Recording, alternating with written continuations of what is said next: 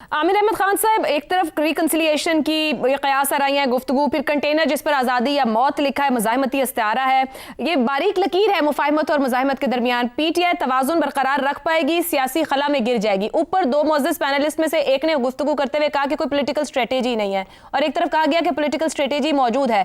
आपको पीटीआई कहाँ दिखाई देती है? मजबूर दिखाई देती है। अच्छा, और मैं जब इस सूरत हाल को देखता हूँ तो काफ़ी हमदर्दी मुझे पैदा होना शुरू हो जाती है मेरे दिल में सुहेल अफरीदी साहब के लिए, क्योंकि एक बहुत मुश्किल जगह पर फंसे हुए हैं। लेकिन पिछले 2 माह में अगर आप उनकी सियासत का जायजा लें तो मेरा ख्याल है 2 बातें बड़ी सामने निकल के आती हैं। एक शायद उनको समझाई गई है, और वो ये है कि ये जो नाराज वजीर आला वाला खेल वो खेल रहे थे उससे पहले चंद माह तक, वो नहीं चलेगा ज्यादा। और अगर वो सियासी मैदान में उतरे हैं तो जो भी उसके मदरजा कवायद हैं उसके मुताबिक ही उनको ये खेल खेलना पड़ेगा। या अगर ऐसा नहीं करेंगे तो शायद वो इस मैदान में अपनी जगह ही खो दें। और एक जो शायद उनको खुद जब उन्होंने अपनी हालत पर नजर डाली है तो उनको खुद समझ में आई है कि आजकल क्रिकेट का वर्ल्ड कप हो रहा है, तो एक मैं क्रिकेटिंग टर्म्स में अगर इसको एक्सप्लेन करूं तो कम से कम मेरे लिए आसानी हो जाएगी। देखें, 90 की दहाई में जब हुकूमतें बदलती थी ना, हर 2-2.5 साल बाद हुकूमत बदल जाती थी, फिर एक इंतखाब होता था, फिर दूसरी पार्टी आ जाती थी हुकूमत में, 2-2.5 साल वो भी गुजार लेती थी। वो एक तरह से एक वन डे मैच था। वो शुरू होता था, थोड़ी देर के लिए खेला जाता था, फिर खत्म हो जाता था, फिर दोबारा से शुरू हो जाता था। इमरान खान के आने के बाद इस खेल को, ये जो चूहे बिल्ली का खेल है, इसके बुनियादी कवायद तो नहीं बदले हैं, लेकिन उन्होंने इसकी तवालत में जरूर इजाफा कर दिया है। एक वनडे मैच से वो उसको एक टेस्ट मैच की तरफ ले गए हैं। और ये वजह है कि मुझे इस वक्त सुहेल अफरीदी साहब से थोड़ी सी हमदर्दी है, क्योंकि उनको अब ये समझ आ गई है कि वो नाराजगी का खेल ज्यादा देर तक नहीं खेल सकते, लेकिन उसके साथ साथ उनका जो सपोर्ट बेस है, उनको जाती सपोर्ट बेस तो नहीं है, वो तो इमरान खान की वजह से अपने ओहदे पर भी कायम है, और पार्टी में भी जो उनका मकाम है वो इमरान खान की वजह से है। तो उनके जो सपोर्टर्स हैं उनको भी खुश रखने का कोई ना कोई तरीका तो उनको चाहिए है ना, जिसकी वजह से वो मजबूर हो जाते हैं कि वो कभी तल्ख लहजा भी अपनाएं, बंद दरवाजों के पीछे जो भी बात करें, बाहर निकल कर वो उनके रवैये में कोई बहुत ज्यादा लोगों को उनका रवैया मुख्तलिफ ना नजर आए। मुश्किल खेल है जो उनको खेलना पड़ रहा है, कम उम्री में ही खेलना पड़ रहा है।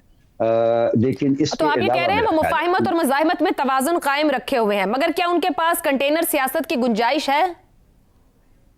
देखिए, मैंने कहा ना, ये गुंजाइश की बात नहीं है, ये उनकी मजबूरी की बात है। और उनके लिए जो बड़ा चैलेंज है वो हुकूमत से डील करना या मुक़्तदरा से डील करना या हमारी अस्करी क़यादत से डील करना नहीं है। उनके सामने जो बड़ा चैलेंज है वो इमरान खान के जो जुर्मी सपोर्टर्स हैं और जो उनकी पार्टी के अंदर एक हार्ड लाइन तबका है, उनको किसी तरह से जिनकी ख्वाहिश है कि ये बसात ही पलट दी जाएगी। छोड़े, इमरान खान तो इनकलाबी लीडर है ना, वो तो इनकलाब की बात करते हैं, तब्दीली की बात करते हैं, तो फिर क्यों हम मुरवजा कानून के मुताबिक कोई सियासी खेल खेल रहे हैं? बसात को उल्टे उन लोगों को दूर रखना अपनी वसात से, और उन लोगों को इस बात पर माइल करना कि नहीं, शायद ये इसमें हमारी ज्यादा बेहतरी है, ये उनका बड़ा चैलेंज है। और वो किस हद तक इसमें कामयाब होते हैं, अब इसमें मेरा तो ख्याल है कि हमें आने वाले वक्तों में उनके रवैये में शायद बल्कि बढ़ती हुई भी नजर आए, जो जो उनकी ये मजबूरी बढ़ेगी। और किसी ना किसी हद तक वही लोग जो उनके लिए इस वक्त मुश्किलें बना रहे हैं, कहीं ना कहीं उनको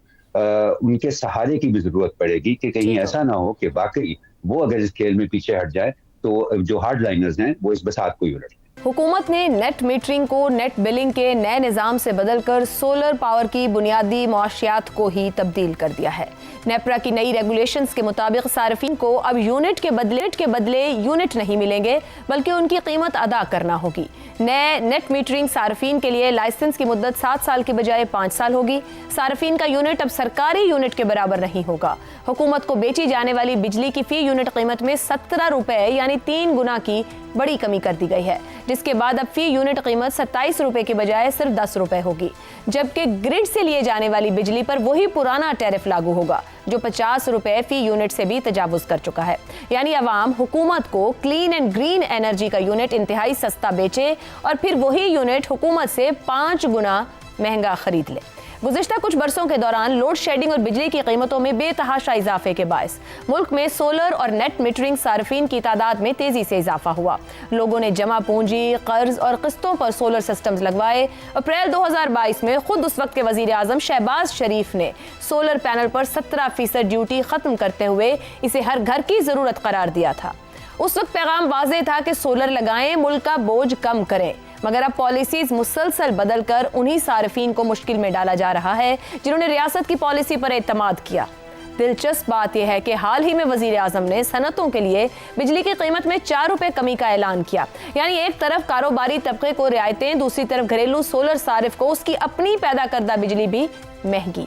ऐसे में अहम सवाल यह है कि वो शहरी जिसने रियासत के कहने पर माहौलियाती जिम्मेदारी के नाम पर और महंगी बिजली से बचने के लिए अपनी जेब से सरमाया खर्च करके सोलर लगवाया, आज वही सबसे आसान और क्यों?